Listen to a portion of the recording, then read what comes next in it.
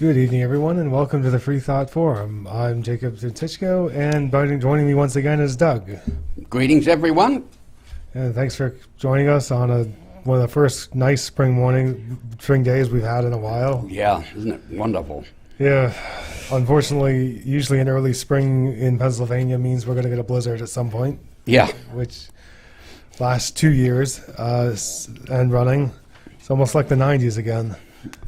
Although I resisted the urge to put away my snow shovel, Yeah. and I left it behind my front door. And I go, okay, yeah, if I put it away, we're going to have a snowstorm for sure. Yeah, I feel the same way about my ice scraper, especially since I work night shift. Yeah. Where you have to walk out in the morning after your shift and scrape off your windshield. All the normal people just get to go home after work. Anyway. And we also have to thank our studio technician for once again saving us at the last minute from technical difficulties. And you may hear his voice tonight as he finally got a mic and will not be just talking at us from off camera, which is a good thing, I think.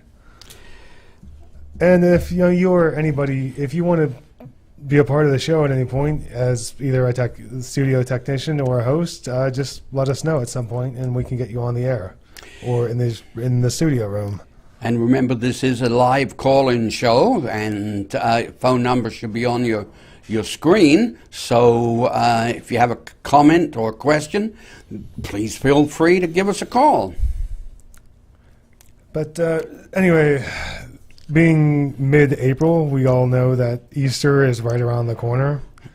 And I think the case with any time you have a very religious holiday is, what are atheists supposed to do? It's an often question, especially around Christmas time, but less so around other holidays. But occasionally we do encounter that question. Well, you go to volunteer, to work for someone who's all their employees are taking the day off. And you say, hey, I'm not taking the day off here. I'll work for a time and a half. Yeah, there's always that. And I know American Atheists has traditionally held their annual conferences on Easter weekend. Although I don't think they're doing that this year. I meant to check if they've announced it yet. I haven't seen it yet. I don't know where they're holding their annual conference this year, but usually they will hold it on Easter weekend just because what else is an atheist going to do on that weekend? And also it's apparently one of the weekends where they get the cheapest rates on hotels because nobody's out. Yeah, nobody's out really doing anything. Well, except praying. Yeah. Well, no one's out doing anything. But I mean, I think there's no reason to let a good holiday go to waste. At least if you see, especially as you look at the various traditions that lead into these holidays, because the holidays we get today are nothing what they used to be. Mm-hmm. They're kind of a mismatch of various traditions that have grown up over the years. I don't think there's anything wrong with that. As long as you kind of understand it for what it is. Well, it used to be where a lot of the holidays were sort of family-oriented. You get the family together, like Thanksgiving and. But of course, we Americanize them up a little bit, which usually means some form of commercialization and overeating, obviously. How more American can you get? Although it's kind of funny because I heard the guys in Cognitive Dissonance podcast ranting for a bit about how much Thanksgiving dinner is way better than Easter dinner. I mean, it was like a long, serious conversation about this. And I think the one great point they had was, turkey, we know the sides for that. We have great sides for turkey. Ham, pineapple, and what else? Yeah. It's just we need to figure better sides for Easter dinner. Then you look at the Easter, now the supermarkets are advertising rack of lamb. Yeah, which I guess would make more sense than ham. Which I don't know. Sometimes I've wondered if the ham dinner was just kind of a slap in the face to Jews who don't eat ham. Yeah. I've seriously wondered that, if that's where it came from. I have no idea. If anybody knows the answer to that, please call in. But But yeah, but lamb would make a hell of a lot more sense. But I think it's it can be a good time to have maybe a spring festival of some sort, because that's really what a lot of the secularized version is. Also, kind of a celebration of fertility, which I don't know why people celebrate that, but at least especially if you plan the celebration, because how can you plan? Never mind. I'm getting too deep here. Getting a little too deep here. But I mean, I think it just goes to show that the pagans had all the good holidays.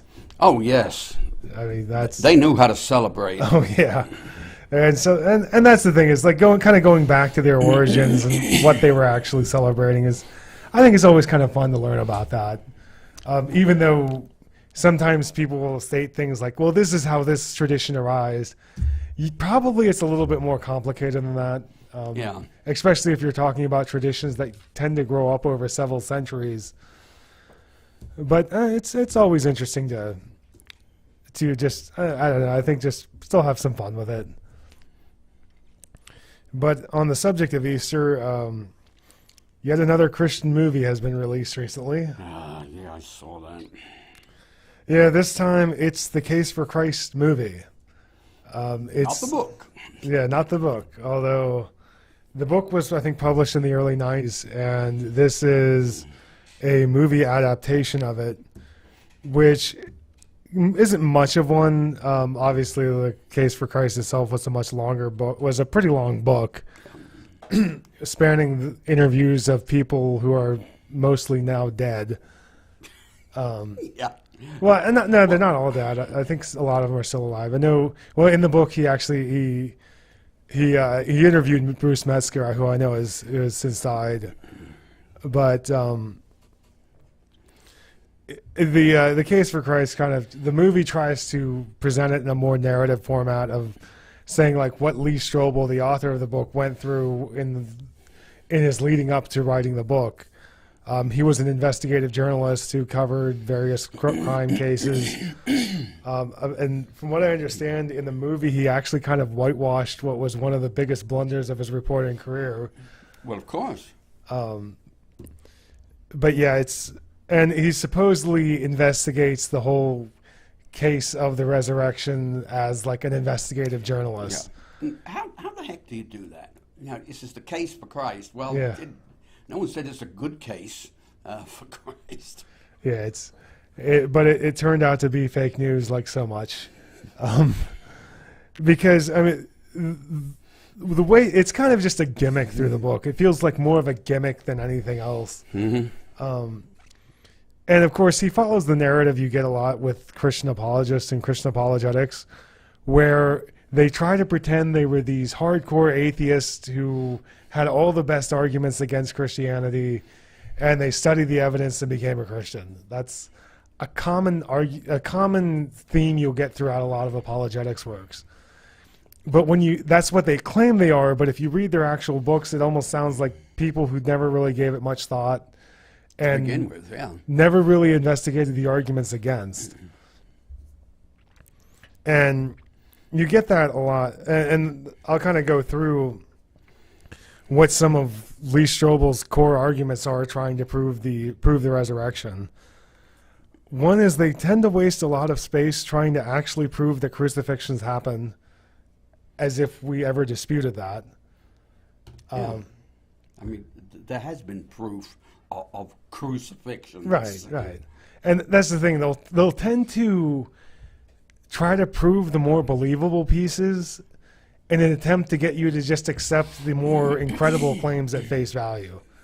That's a trick that I've seen so many apologists play. It's like, but I mean, you don't have to think about that too long to understand why that's wrong. I mean, you could probably find a Peter Parker living in New York, but that doesn't mean Spider-Man exists. Yeah. It's really that simple. Or he shoots a web out of his wrist. Right. Or even just go back to other stories in history. There are several believable pieces out of the King Arthur story. Mm-hmm. But most historians today are of the opinion that King Arthur never actually existed. Like I said, it's still an opinion. Yeah. I mean, it's hard to... and it's hard to prove a negative like that, but more or less what they found with the King Arthur story is it seems to have grown up, the legend seems to have grown up over several hundred years, and there are similar stories all over the world, actually. Like there's actually a surprising number of stories where it's a young boy who has royal descendants, is descended from royalty but doesn't know it, befriends basically a culturally appropriate magical person, whether it's a wizard, a shaman, somebody like that. Then with the help of a magical weapon, they reclaim their kingdom and rise back to glory. Yeah, there's several stories like that, which is one of the ways you can conclude there's probably a lot of myth making there going on there. And evidently, the mythical weapon was made out of stainless steel, because I mean it did come out of the lake by the lady of the lake, okay, and there was no rust on it whatsoever. So yeah, it's but I think all of that seems to be to try to say, well, Jesus actually died, which okay, whatever.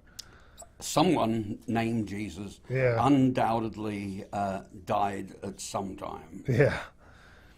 Another argument you'll commonly hear is that Lee Strobel hits on quite a bit, and actually pretty much every apologist, is that if they were going to make up a story, why did they make up women finding the tomb first?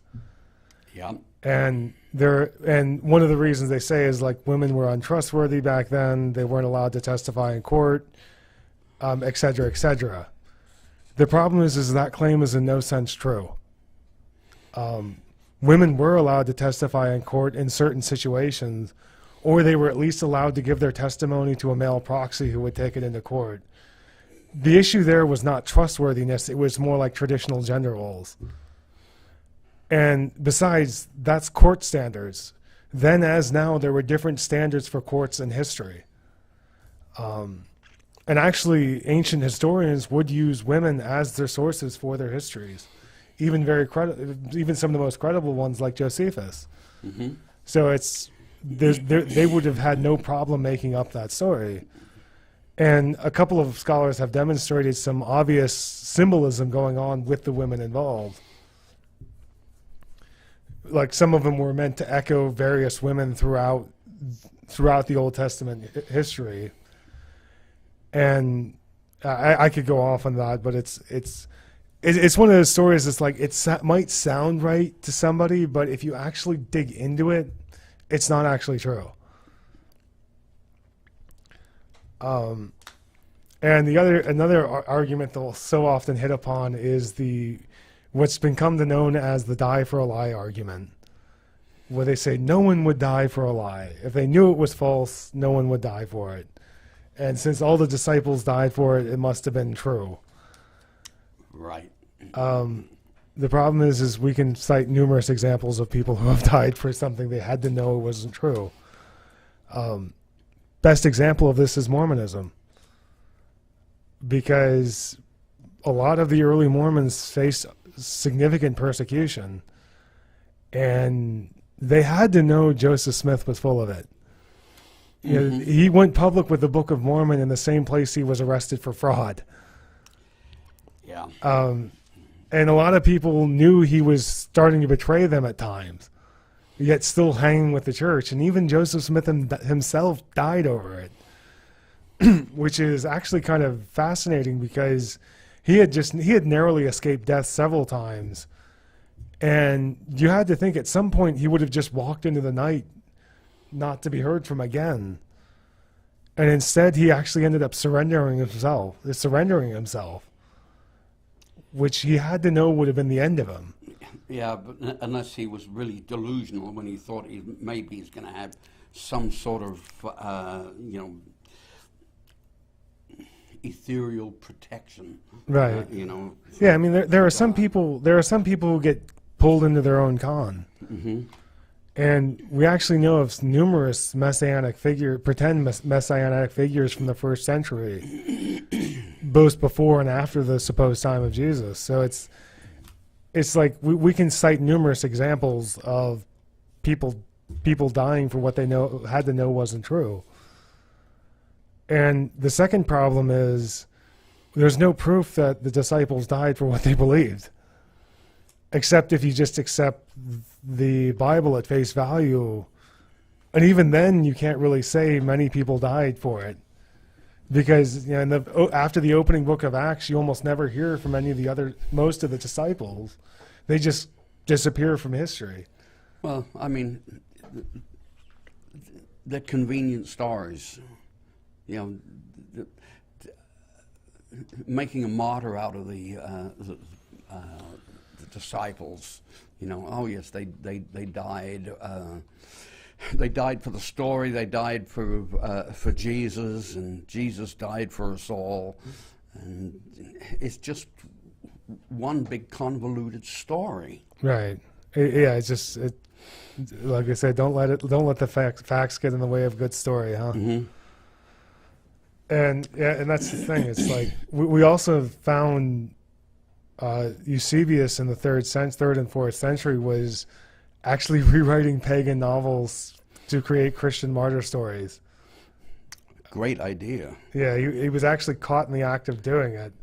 And there's been a couple times they found Christian documents where they found a pagan novel and the writer was obviously working to rewrite it to be something for his own religion. Well, I mean, that's how most religions, new religions, start. They look back on the old religions and the old tenets and everything and say, well, okay, we can massage it around just a little bit and make it ours. Yeah. Yeah, and it's like you kind of look at what's there and going, oh, they're doing it wrong. They're doing it. There's something wrong about what they're doing it. So we're going to change things and we're going to do it right. Yeah, we're going to make it better. Right. And that's how you get branches of, not only new religions, but splinters of various religions, and the splinters splintering off from each other. And I heard one person said, Christianity actually in a way proves evolution, because it's the same idea. It's how this whole thing branches. And there's sometimes and some of the stories that we do see in the Bible are actually very suspicious. For example, the first martyr, the first supposed martyr after the death of Jesus was Stephen, whose name suspiciously means crown. And throughout the epistles, they talk about martyrs like the crown of martyrdom. So the first martyr is named Crown. So it's like obviously some symbolism going on there. And that's the thing is when you look at what's the meaning behind all these names, they're all so suspicious. And you're like, okay, that's symbolic. And they're just a symbolic placeholder. Another argument that Lee Strobel makes dozens and dozens of times through his book is it was written too early to be legendary argument. So I guess that means all the folklore about George Washington must be true. Yeah. I mean, that's literally what comes down to. It's like the idea that false legends about people couldn't arise within their lifetime is just false. There's so many examples of where it did. And George Washington is a great example. There's so much folklore surrounding his life that isn't true. Yeah, even Davy Crockett and right. the Alamo and right. Or I think the leader of the person who's worshipped by the Rastafarian religion was actually a lifelong Christian who repeatedly begged his followers to stop worshiping him. Mm-hmm. So here, not only you have the guy wasn't trying to start a religion, it just sort of formed around him for no reason. Because people evidently saw something in him that they wanted to see. Yeah, so it's like we see how fast. Now, obviously, some legends took a long time to develop. That's not the issue, and that's one of the things that a kind of sleight of hand that Lee Strobel tries to pull is he'll show one legend that took a long time to develop, like the legends around Alexander the Great took a long time after his life to develop. But that doesn't mean that all legends take that long to develop, especially when we can demonstrate some have arisen within only a couple years of the actual event. So, I mean, it's just, again, another argument that sounds decent on the surface, but, you know, there's no actual proof of it. And a lot of it's just trying to get people to accept the Bible at face value. Like you said, you know, they say, well, there were 500 witnesses that saw the risen Christ, according to, I think it was 1 Corinthians. The problem is we don't have 500 testimonies. We just have Paul saying that there were 500 people. Right. I mean, that's one of the most dishonest sleight of hands you will see again and again. There are not 500 affidavits there. Yeah. It's not like you had that, and Paul, by his own admission, wasn't even there. So it's not like even he was a witness to that. Maybe he was there in spirit. Yeah, and the worst part about it is the whole 500 thing might actually be a mistranslation. You think? Yes, because he seems to be talking about the Pentecostal, the day of the Pentecost, which is detailed in Acts. But in Corinthians, it's translated as 500 because the two words are very similar in Greek. In Greek, 500 is Pentecostal. Like, it's literally just a couple of letters different. So a simple scribal error could have caused that entire mistranslation. Now, we don't, short of an original manuscript, we don't know if that's the case, but it's very plausible. Or a couple of original manuscripts that are different. Yeah, that's the thing. It's say, oh yeah, well this translated says this. Well, wait a minute, now this is supposed to be the same, but this says something else. Yeah, and that's the thing is, they'll try to one thing they'll try to pull is the self-correcting argument, which is essentially saying, well, if somebody got it wrong, that somebody surely would have corrected it. But again, if you have competing traditions popping up at the same time, who decides which one's right? Mm-hmm. And that's, again, going back to Mormonism. People were out there telling the new converts of the Mormon church, no, this guy was arrested for fraud 2 years ago. So he was getting corrected, but still getting, you know, you could say, well, surely someone would have been out there telling people he was a fraud. Well, people were, and people believed him anyway. I mean, no matter what you have for a religion, its tenets, its history, or everything, it's not going to please everyone. Just ask Martin Luther. Yeah. I mean, there's always some little thing. You can take a conglomerate, a great big thing here, but oh, I don't like that little piece in the corner right there. So let's start a whole new religion because I don't like that little piece. Yeah. Yeah, and a lot of it is actually, and a lot of it is to him just reversing the burden of proof. And actually, in the movie, there was one point he basically said, you know, I can't disprove Christianity. Okay, let's worry about proving it first. Yeah. Yeah, and it's like, just because you can't say that all of that never absolutely didn't happen doesn't mean it's true. You have to make a positive case for a positive claim. Mm-hmm. It's not enough to say, well, you can't disprove it happened, because you can use that defense on every religion. And that's the thing, is so many apologetics rely on this false dichotomy of it's either their religion or atheism. And as soon as you start to consider all other religions making those same claims, all those arguments fall apart. And that's why I so commonly use arguments from religious plurality, is because of how many times the arguments for Christianity fall apart once you start to consider those other religions. Well, it works for every single religion too. Other religions seem to fall apart in the face of Christianity, and Christianity falls apart in the face of others.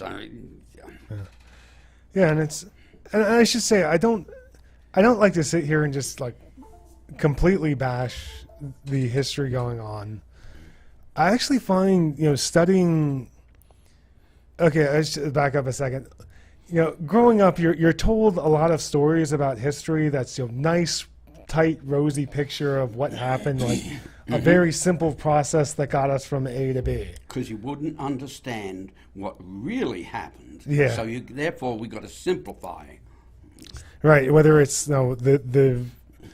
the early church history or even early American history, they make it sound like a bunch of buddies just got together and did this.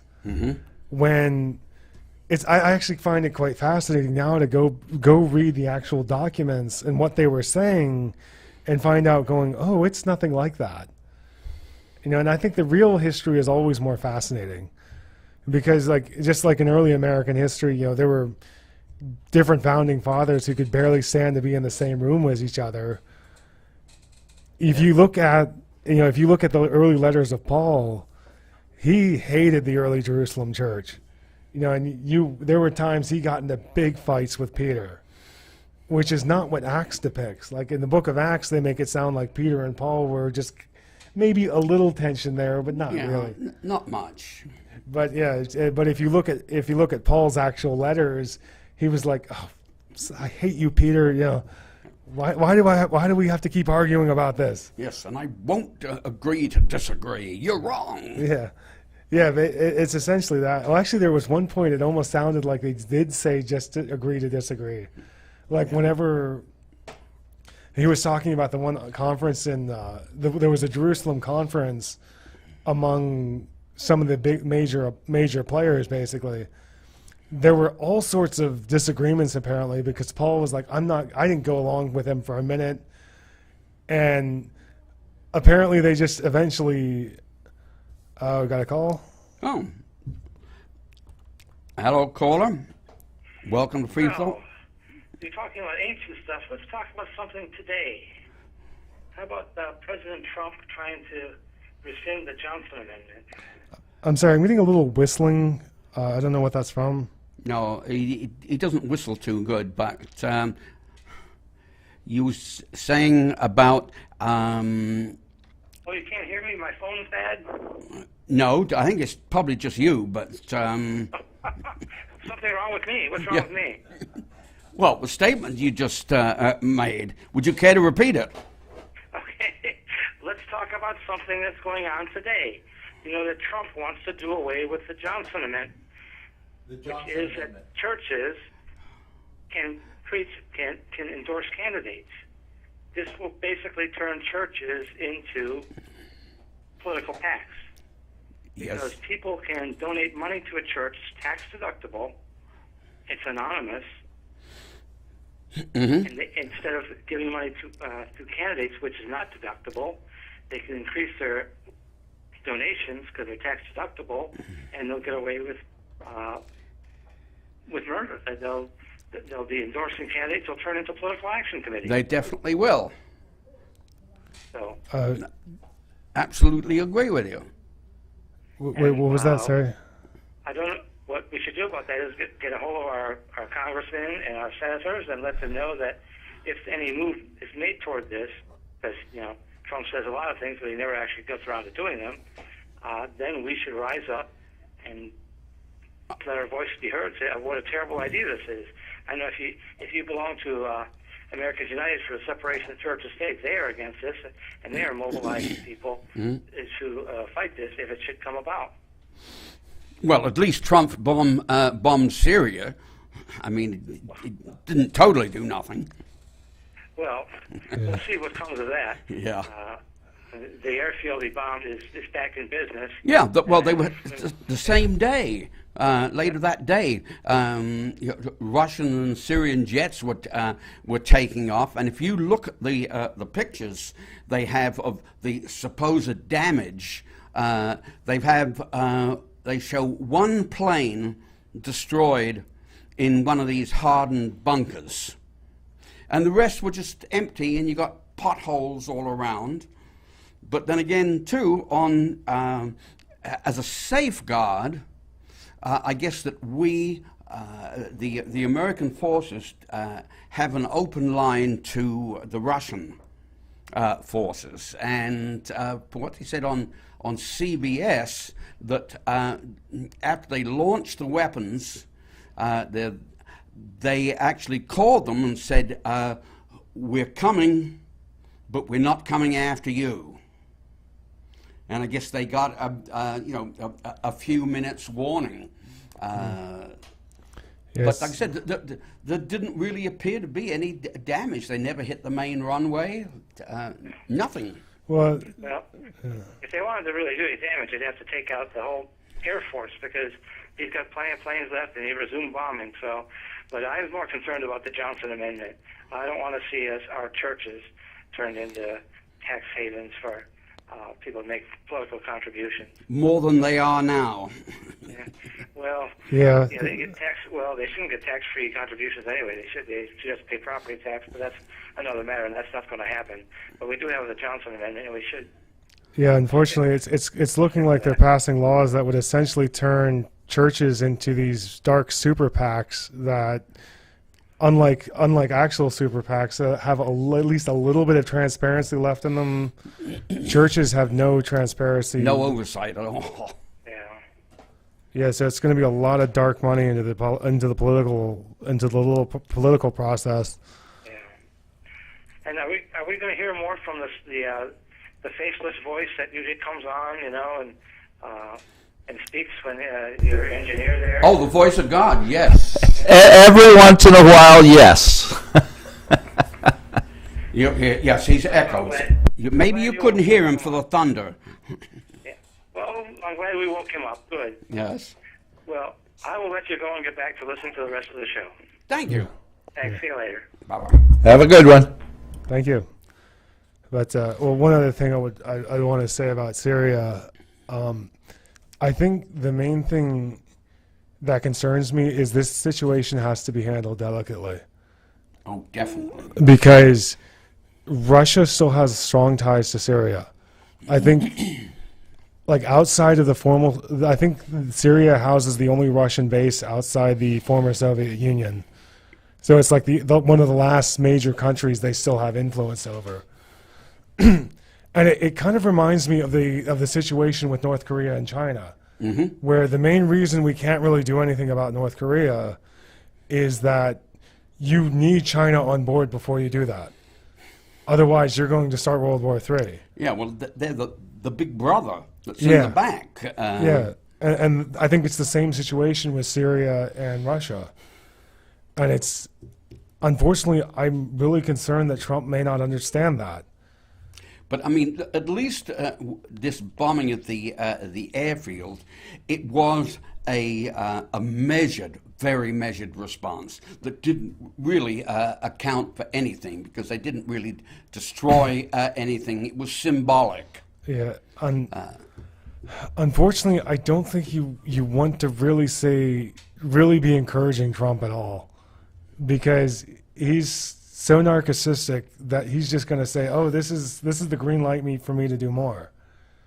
Yeah, and I think he'd get stomped on really fast by the Congress and the House, and everyone would come down on him and say, "Don't do that again." Unfortunately, they're not. Most people have, openly supported it, and I'm not saying no action. I'm not completely opposed to action in Syria. In fact, when it comes right down to it, I don't know what we should do with Syria. I'll admit that. It's like when the fighting broke out, I think everyone was like, we don't want to get involved in another war. And I think that was, everyone was on board with that. But now you've got a heartbreaking humanitarian crisis, a refugee crisis that has strained the entire Western world. Did you notice, though, that on the news nowadays, for the past few days, they have been showing the pictures of all these dead children, Right. people holding their dead children, foaming at the mouth, and if you had the same sort of a thing here in the United States, well, like the gay bar attack there. Yeah. Is they didn't show any of the people inside. They showed a couple of people that were being carried out. The leg was bloody or something like that. But they're not going to show dead children there. But they felt quite free. The news media felt quite free to put those shocking displays, really gross. Yeah, To American viewers. I mean, what were they trying to engender some sort of opinion in the hearts and minds of America of just how bad these people were? I don't know. I'm not a mind reader. I don't like assessing someone's intent of what they plan to do. It may be a simple case of if you show that about an American citizen, you can get sued. Yeah. It literally might be something simple as that. Because, unfortunately, the way the Constitution works and the way as many people regard the Constitution, we have a standard for American citizens and a standard for foreigners. Oh, yeah. And I think that's why they feel more at liberty to show things about foreigners than Americans, because that might just be what's allowed under the Constitution. One of the things that got me about the news coverage, they showed this guy, and they were saying how his two children were killed. But before they said that, they showed him holding the children in his arms like that, and they were sort of like flopping around. And then they said, well, yes, they were killed. But I mean, here he's got two dead bodies, and he wants to take these dead bodies, and one's starting to slip. We'll prop him up, and we'll show the news where he's burying his children. Yeah, I mean, some of that's just a cry for help. Yeah. Because I mean, it's one thing to remember is it's kind of a little ridiculous to get so offended over a few thousand people, like probably a couple hundred to 1,000 people getting killed in a gas attack, versus the hundreds of thousands of people who have already died in that civil war. Mm-hmm. It's been a long, bloody civil war that needs to come to an end, regardless of what weapons they're using. If you look back across history and just at the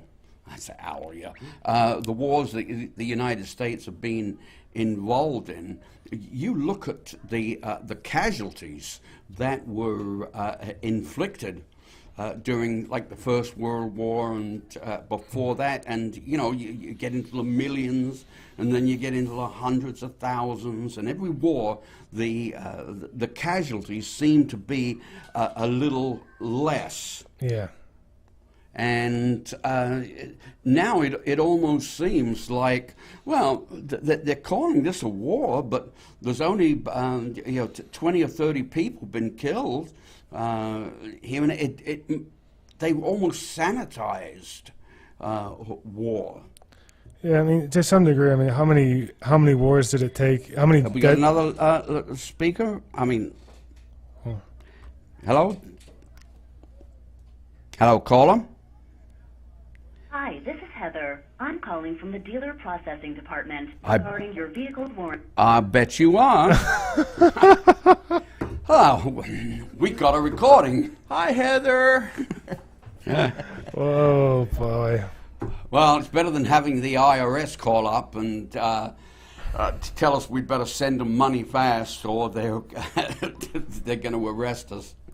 But yeah, I mean, I think this is one of the things that Yeah, I heard Christopher Hitchens bring this up once, where he said, how many tens of thousands of people died in the Vietnam War before people really started to speak out against it. But now, if only a few thousand people die in a conflict, it causes major protests, which I think is actually kind of a good thing. Yeah. I mean, we're growing. Our revulsion to war is growing, and that's not saying no, we can never get involved in one. But it's not. We don't take it as lightly. Well, I shouldn't say lightly, but it's taken a lot more seriously now.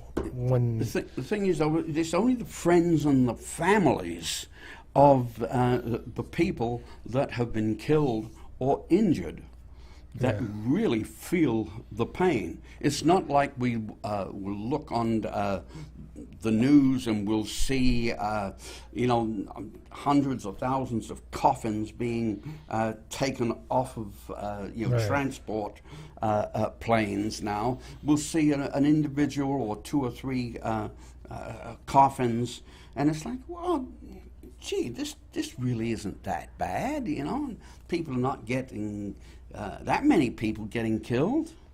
Yeah, but it's the kind of thing we'd rather nobody get killed these days. Yeah. Which I think it's like the value of life has gone up significantly. And that's what I kind of find it so disingenuous of what the Trump administration is doing right now, because they've tried repeatedly to shut down all refugees from Syria. And now they're taking offense at them bombing their own civilians. It's like, which is it? Do you care about them or do you not care about them? Or do you just want the refugees shoved on our allies? That's the problem. And I think it just feels like just keep them over there. We're concerned about them, but just keep them. Don't let them in my yard. Yeah, because one or two of them might be a terrorist. Right. And they might inflict pain and suffering and death upon some of our people. So therefore, we have to keep all of the apples out, not just the bad apples. But it's like, we've taken in, I think, over 800,000 refugees since 9/11. Only a handful have been later arrested on suspected terrorist plots. And it's like, if you take 800,000 natural-born Americans and tell me none of them are going to be in a terrorist plot or a mass shooting of some sort, you're looking at pretty slim chances of that. Especially, I think, 1 in 100 Americans are in jail right now. I think isn't that terrible when you really think about it? Yeah, and you got to figure maybe like 10% are in there for at least 10% are in there for violent crimes, if not just murder. Yeah. So that's like 1 in 1,000 Americans, probably about 1 in 1,000 Americans in jail for murder right now. Yeah, and then the recidivity rate just goes up. It's just like a revolving door in the prisons. Right, and that's the problem with people get xenophobic, is they forget, we're often our own worst enemies. Is how I look at it. It's and that's why I've kind of adopted the one quote from Thomas Paine where he said, I see things for as they are without regard to person or place. My country is the world, and to do good is my religion. It's like, let's not, let's drop the barriers here and just treat each other like people. Well, but then again, are there no workhouses? Are there no prisons? Can't we get rid of the surplus population? Yeah. To quote Scrooge. Yeah, well, and some people really do take that attitude. Yeah, lock the people away. Yeah, unfortunately, but another thing he was saying about was the caller was talking about, like, basically some of the laws and the repeals of regulations would essentially turn churches into super PACs, which is disturbing. And another thing I wanted to talk about today is a little bit about religious schools, particularly a story that emerged out of Ireland over the last couple of weeks, where we've mentioned a few times in our discussions about atheists in Ireland that one of the things they have to fight back against is the bulk of schools in Ireland are run by religions. Yeah. And Catholic. Yeah, I think it's like 90% Catholic. Yeah. Now, the problem now, many of them do receive federal funding from the Ireland government, but they're not supposed to force children to go to their religious services if they're receiving federal funding. That's actually guaranteed by their constitution. The problem is, of course, it's happening anyway. You know, just like there are many things, many church-state separation issues here that are supposed to be not done away with by the Constitution. Unless people with authority monitor what is going on and have the power to do something about it, then people can get away with doing that. Right, and usually they usually they know it's wrong when they try to do it, but just assume that nobody's going to challenge it. Yeah. Because if you do try to challenge it, get ready to duck pitchforks. Yeah. Literally, there's a great talk by Ed Braden called "Violence in Defense of Religious Privilege," and he just goes through a bunch of stories here in America where people have challenged schools on church-state separation issues and have been assaulted. One person had their house burned down, and literally after they had their house burned down, the school filed an appeal saying, well, they no longer live in the district. Yeah. And the judge is like, what? No. Very nice. Very nice. Yeah. It's like, I'm not going to law vigilante justice, but so again, it's one of the reasons we do need church-state separation in our public schools, which, as I mentioned on a previous episode, I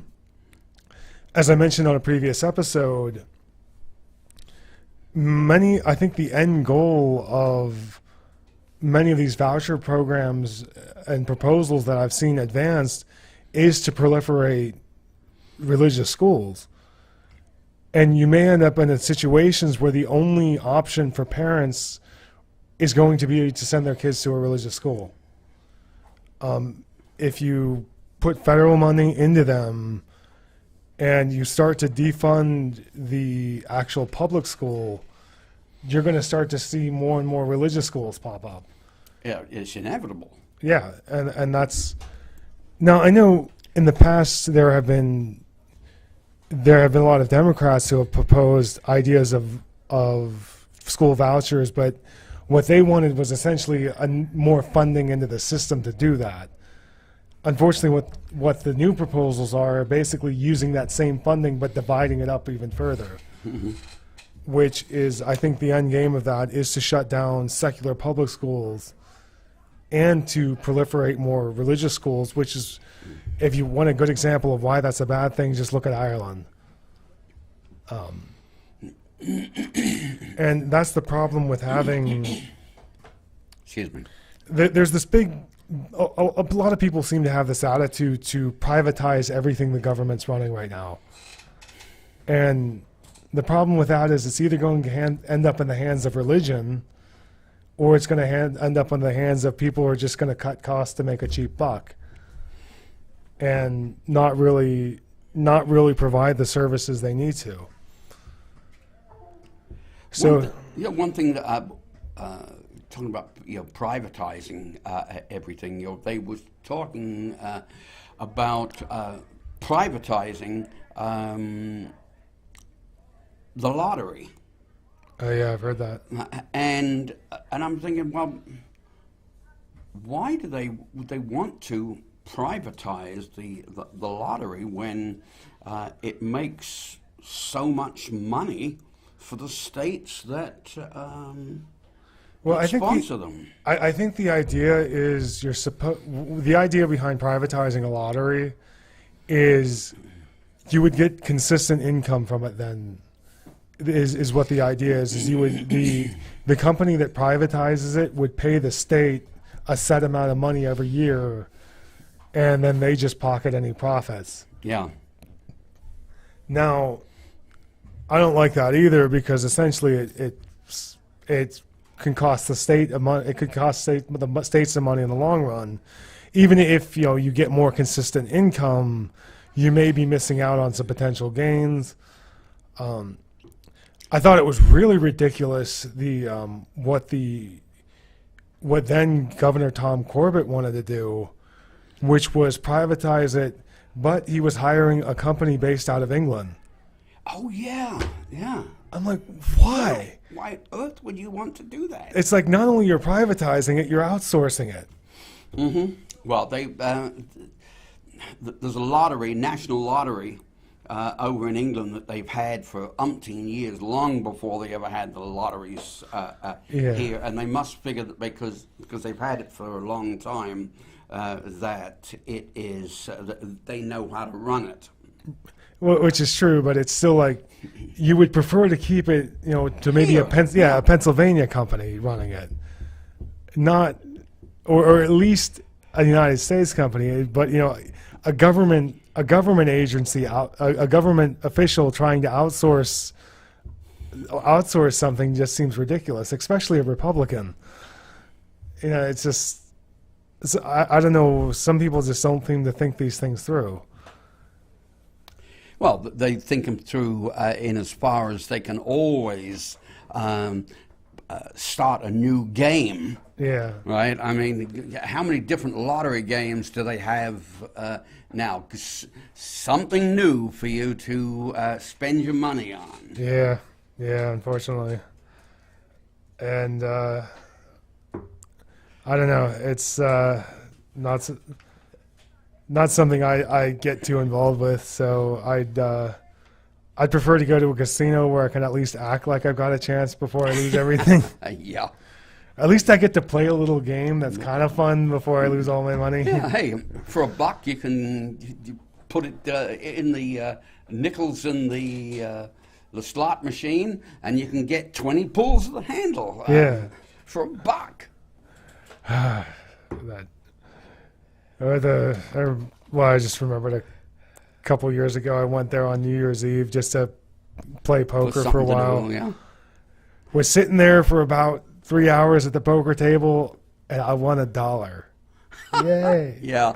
Which wasn't bad because I was about 140 in the hole at one point. So I came back though. Been there, done that. Yes. Yeah. Yeah, but they paid you $1 to give you 2 or 3 hours of enjoyment. Yeah. Look at it that way. Yeah. Talking to the mic. You have a mic now. Anyway, just yelling at our tech guy.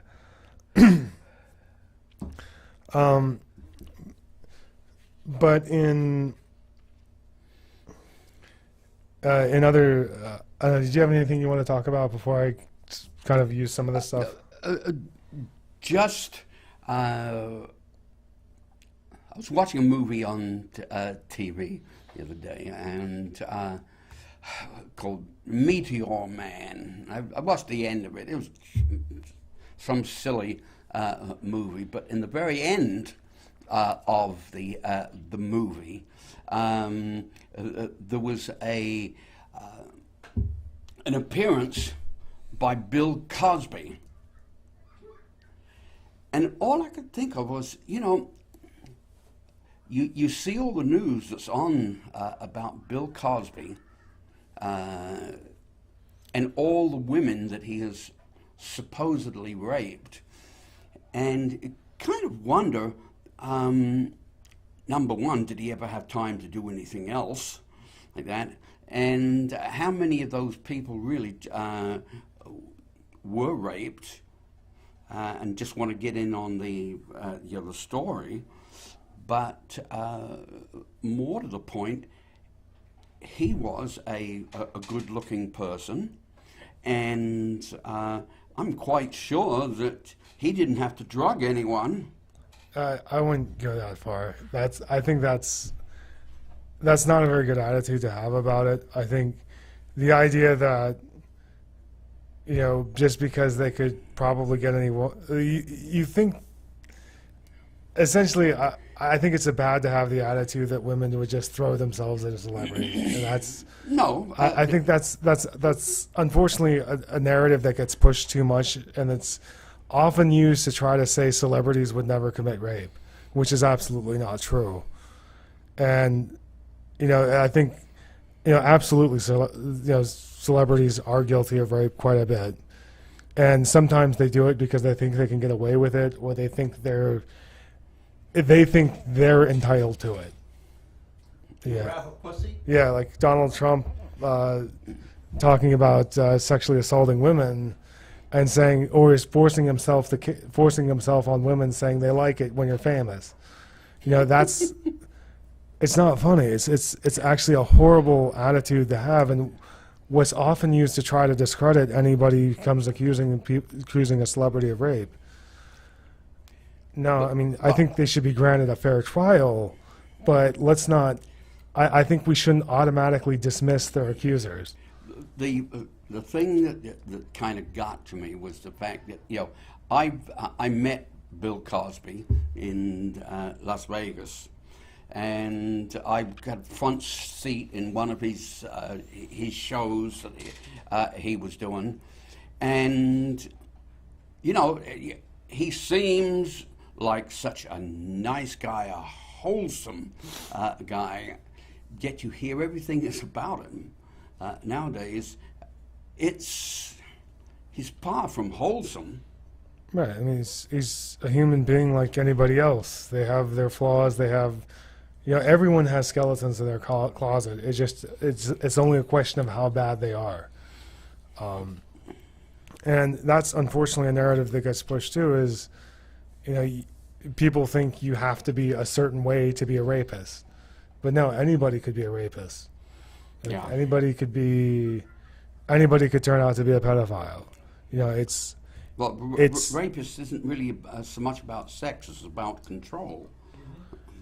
It can be, and it is about control, and it's about, you know, it can be a disparity of power. It can be, you know, that's why there's also, you know, rape by coercion. You can definitely coerce someone into it. You can, you know, pressure someone into doing something they don't really want to do. You can try to just, you know, anytime you go against somebody's personal will, I think even it's at least morally wrong, if not legally wrong. Yeah. So I think. So have you been throwing our monthly meetings and various other events on the screen? In the process of doing that for the second time now. Yeah. Plus, and I guess we got about 2 Plus our months. conference. But yeah, we have, as you can see on the screen now, as a reminder, we've got the conference coming up October 13th.